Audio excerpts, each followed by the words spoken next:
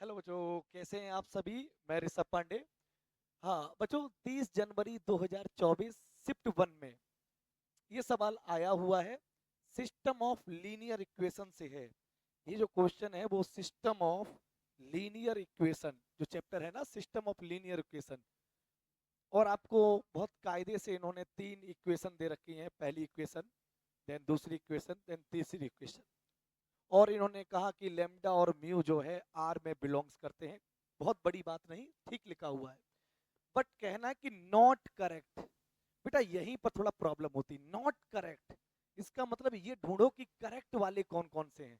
जो करेक्ट वाले अपने मैथमेटिक्स के टर्म पे जो बिल्कुल करेक्ट हैं उनको टच नहीं करना है, फिर वो जो बचेगा वही इनकरेक्ट हो जाएगा। ओके, तो बच्चों देखिए, मैं थोड़ा सा बेसिक ले जाना चाहता हूँ। जो भी बच्चे नए हैं, तो मेरा कॉन्सेप्ट के नाम से, है ना, हाईलाइट कॉन्सेप्ट के नाम से प्लेलिस्ट जो है डिस्क्रिप्शन में मैं लिंक डाल रहा हूँ। वहां से भी इसकी डिटेल में वीडियो सीख सकते हैं, डिटेल में कॉन्सेप्ट सीख सकते हैं।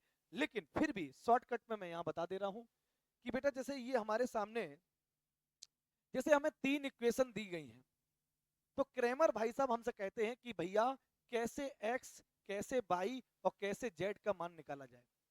तो समीकरण बनाते बनाते बरसों तक नहीं निकालेंगे, वो सीधा मेथड बता दिए कि d1/d, d2/d और d3/d मेथड से निकाल सकते हैं। प्रश्न ये उठा कि सर d क्या होता है। तो d होता है डिटर्मिनेंट। एक्स वाई जेड के जो कंपोनेंट हैं, जो कोफिशियंट्स हैं, उनको हम लिख लेते हैं d में। ये तो हमारे पास d की बात हो गई। अगर हम d1 हमें लिखाना हो, क्या लिखाना हो, d1, तो बड़ा अच्छा मेथड मैं सोचता हूं बेटा, देखो ये जो है इसको x की जगह पर रिप्लेस कर दो। मतलब पहले वाले पे अगर d1 की बात करें तो यहाँ ये पहली जो कॉलम है वहां पर आ जाएगा d1, d2 और d3। और बाकी जैसा है वैसा ही रहने दो, डोंट चेंज। अगर हम d2 की बात करें, किसकी बात करें, d2 की, तो अगर d2 की बात करते हैं तो बच्चों अब पहले वाला जैसा है वैसा ही रहने दो। अब दूसरे नंबर पे जो है इस d से रिप्लेस कर दो, मतलब d1, d2 और d3। और बाकी जैसा है वैसा ही रहने दो, कोई भी चेंजमेंट नहीं होगा। अगर हम d3 की बात करें बच्चों, तो ये जो a1, फिर a2, a3 ऐसा ही रहेगा, b1, b2, b3 ऐसा ही रहेगा। d3 की बात कर रहा हूं तो इस जगह पर रिप्लेस कर दीजिए d से, d1, d2 और d3। आई होप ये आपको आता होगा, मैं सिर्फ रिवाइज करा रहा हूं। अब देखिए प्रॉब्लम क्या है।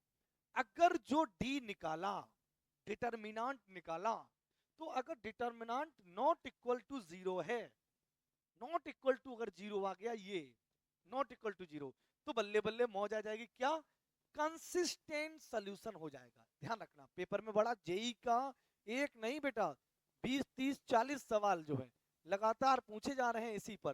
कंसिस्टेंट सोल्यूशन होगा, और वही सोल्यूशन हमारा यूनिक सोल्यूशन होगा। एक्स वाई जेड का जो मान होगा वही होगा, इसके अलावा और कोई नहीं होगा, फिक्स हो गया। लेकिन अगर डी का वैल्यू जीरो आ गया तो ये दो चीजों में चला जाता है। अगर d1, d2, d3, हमने ये d1, d2, d3 निकाले और तीनों के तीनों फुलटास जीरो आ गए, तो कंसिस्टेंट तो ये भी है, बट ये इनफाइनाइट सोल्यूशन हो जाएगा। क्या हो जाएगा, इनफाइनाइट सोल्यूशन। ये आप रिवाइज रखिए, है ना, तैयार रखिएगा। और अगर मेरे बच्चे एटलीस्ट वन ऑफ, मतलब d1 निकाला या d2 निकाला या d3 निकाला, कोई एक मिल जाए जो जीरो के बराबर ना हो, तो तुरंत कहेंगे पांडे सर नो सॉल्यूशन हो गया। यस या नो। एक दो बार रिपीट करना और अच्छे से रिवाइज करना, बेहतरीन तरीके से समझ में आएगा। चलते हैं जेई के पीवाई क्यूज पर। बच्चा सबसे पहले, ये कंसिस्टेंट है, इनफाइनाइट है, यूनिक है, ये तब तक नहीं बता सकते जब तक डी ना मिल जाए। यस या नो। भैया यूनिक के बारे में तभी तो सोच सकते हैं जब डी निकले। तो डी मैंने ऑलरेडी लिख लिया है, एक्स वाई जेड के कॉफिशिएंट को लिख लिया है। अब इसको सिंप्लीफाई करते हैं, कैसे। देखिए बेटा, 4 दूनी 8 लेमडा स्क्वायर और माइनस के 6 लेमडा, यहां तक देखिए कोई दिक्कत है नहीं। अब देखिए, अब माइनस चिन्ह आएगा, जान ही रहे हो आप लोग, तो कितना आएगा ये, 4 लेमडा स्क्वायर माइनस के 2 लेमडा। अगेन प्लस का साइन आएगा, तो 3 × 3 और देन -2। सिंपल है। अब बेटा देखिए इसको सॉल्व करते हैं। 8 lambda square minus 4 lambda square, ये हो जाएगा 4 लैम्डा स्क्वायर, माइनस 6 लैम्डा और माइनस माइनस प्लस का 2 लैम्डा, तो ये हो गया माइनस के 4 लैम्डा, और 3 में से 2 गया, ये आ गया ए। ये बच्चों ए 2 लैम्डा माइनस 1 का होल स्क्वायर है, करके देख लीजिए यही आएगा। अच्छा पांडे सर, अब मेरे बच्चे बताइए, अगर हमारा ये यूनिक सोल्यूशन है तो भगवान कसम डी का मान कैसा होना चाहिए? Not equal to zero. इसका मतलब डी का मान अगर नॉट इक्वल टू जीरो तभी तो होगा जब लैम्डा नॉट इक्वल टू 1/2 हो। यस या नो? बड़ा अच्छा ऑब्जर्वेशन है ये। इसका मतलब सर यूनिक सोल्यूशन जब लैम्डा नॉट इक्वल टू 1/2, ये तो काफी हद तक सही हो सकता है, मे बी राइट। अभी मैं इस पे नहीं कर सकता क्योंकि म्यू भी दे रखा है, तो अभी इसको होल्ड कर देते हैं। आगे देखिए, सिस्टम इज कंसिस्टेंट जब लैम्डा नॉट इक्वल टू 1, ये बिल्कुल सही है, लेकिन हमें कौन सा बताना है? Not correct. भैया ये तो करेक्ट है, लिख दीजिए ये करेक्ट है, ये करेक्ट है तो इसको टिक नहीं करना, जो नॉट करेक्ट होगा उसको टिक कर देगा। कई लोग पढ़ाते हैं नॉट करेक्ट वाले को सही से डिफाइन नहीं कर रहे हैं। मैं कह रहा हूं जब नॉट करेक्ट बच्चे से पूछा जाए तो जो करेक्ट है उस पर करेक्ट लिख दो, जिस पर करेक्ट कर देंगे वो टिक नहीं करेंगे, जिस पर करेक्ट नहीं होगा वही टिक करा जाएगा, बात खत्म हो गई। तो अब ये तो होने वाला नहीं, इसको हटा देते हैं क्योंकि ये करेक्ट लिखा हुआ है।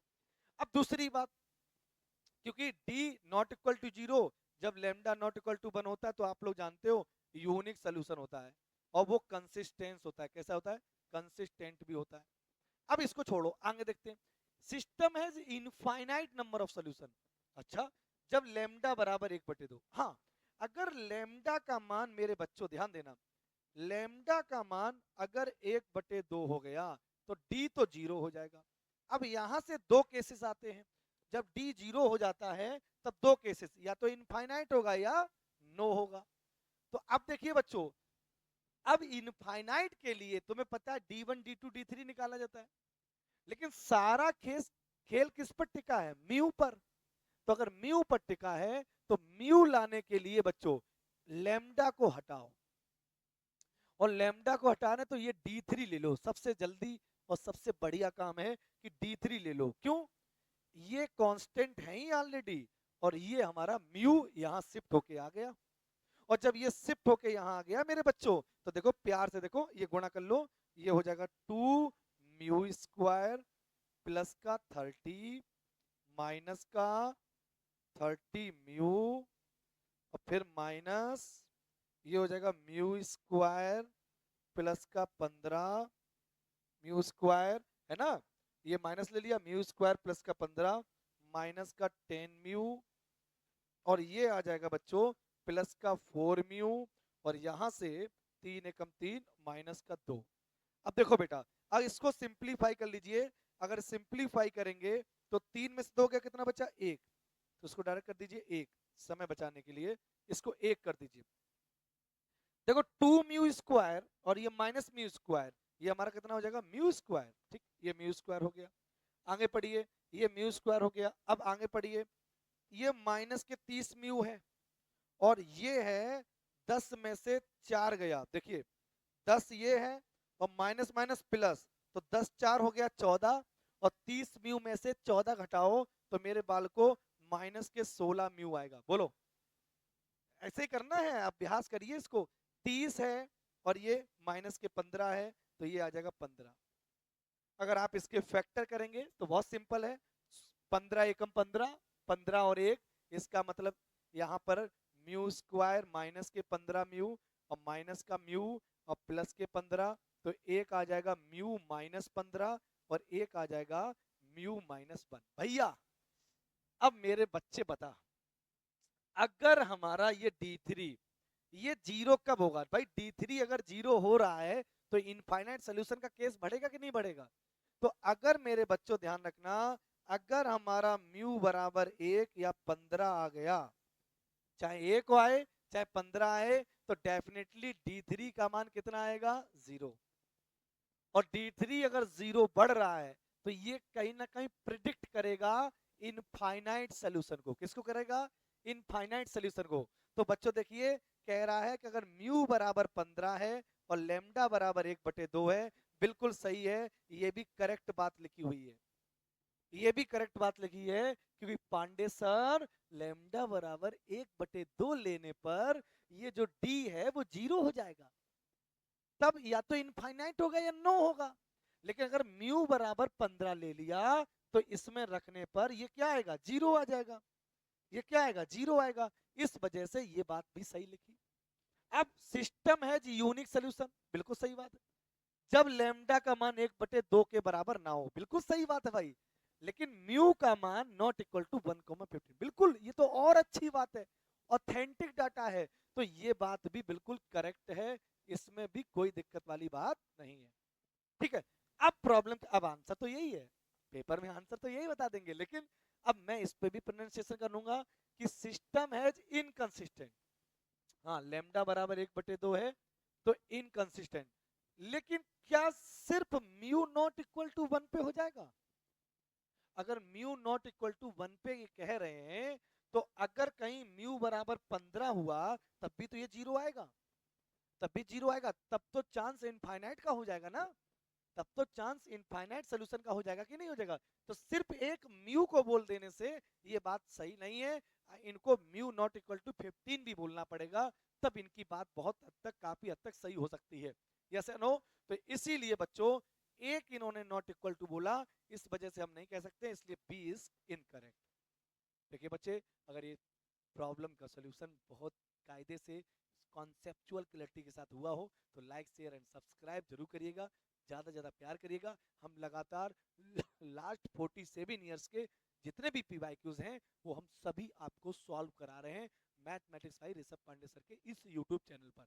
ठीक है, कॉन्सेप्ट हाईलाइट सीरीज करके हैं, तो मैंने वो एक फोल्डर बना रखा है, तो लिंक डिस्क्रिप्शन बॉक्स में पड़ी है, वहां से आप कॉन्सेप्ट जिस जिस प्रॉब्लम के सीखना चाहो तो वहां पे थंबनेल में लिखा हुआ, आप वो कॉन्सेप्ट सीख लीजिएगा। ठीक है, उसके बाद हम पीवाईक्यूज करा ही रहे हैं, बहुत ही जल्दी आपका वन शॉट क्लासेस लाएंगे। 8077556915 जो नंबर है, 8077556915 नंबर पर आप अपना कोई भी डाउट मुझे भेजिए, 24 आवर में उसका सोल्यूशन दूंगा। साथ ही साथ आप ग्रुप में जोड़ने के लिए ग्रुप में जुड़ जाइए इस नंबर पे मैसेज देकर, जिससे कि हम आपको अगर जरूरत हो तो वन शॉट के नाम से 8-8 10-10 घंटे की एक एक चैप्टर की क्लास यूट्यूब पर प्रोवाइड करा दूंगा, जिसमें complete concept and complete questions होंगे। इतना आपके लिए सफिशिएंट होगा, sufficient होगा, more than sufficient to this type of work. Okay, so thank you so much.